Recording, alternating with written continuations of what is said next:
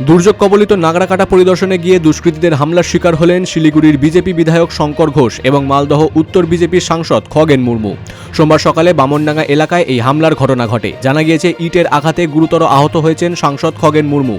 তার মাথা ফেটে রক্তক্ষরণ হচ্ছে। অন্যদিকে বিধায়ক শঙ্কর ঘোষের গাড়িতেও ব্যাপক ভাঙচুর চালানো হয়। রবিবারের ভয়াবহ প্রাকৃতিক দুর্যোগ এবং প্লাবনের পরিস্থিতি খতিয়ে দেখতে সকালে নাগরাকাটায় যান বিজেপির দুই জনপ্রতিনিধি। অভিযোগ, বামনডাঙ্গায় প্রবেশ করার সময় হঠাৎ করেই একদল দুষ্কৃতী তাদের লক্ষ্য করে হামলা চালায়। লাঠি ও জুতো হাতে হামলা চালানোর পাশাপাশি তাদের গাড়ি লক্ষ্য করে শুরু হয় ব্যাপক ইট বৃষ্টি। ইটের আঘাতে রক্তাক্ত হন সাংসদ খগেন মুর্মু। ইতিমধ্যে ঘটনার পরে যে ভিডিও সামনে এসেছে তাতে দেখা যাচ্ছে ইটের আঘাতে তার শরীর রক্তে ভেসে যাচ্ছে। যদিও ভিডিওর সত্যতা যাচাই করেনি বিগ নিউজ বাংলা। বিধায়ক শঙ্কর ঘোষের গাড়িও তছনছ অবস্থায় পড়ে রয়েছে। কোনো ক্রমে এলাকা থেকে বেরিয়ে এসে বর্তমানে দুইজনকেই স্থানীয় একটি হাসপাতালে ভর্তি করা হয়। এলাকায় এমন নক্কারজনক হামলায় তীব্র চাঞ্চল্য সৃষ্টি হয়েছে। Bureau report, big news Bangla.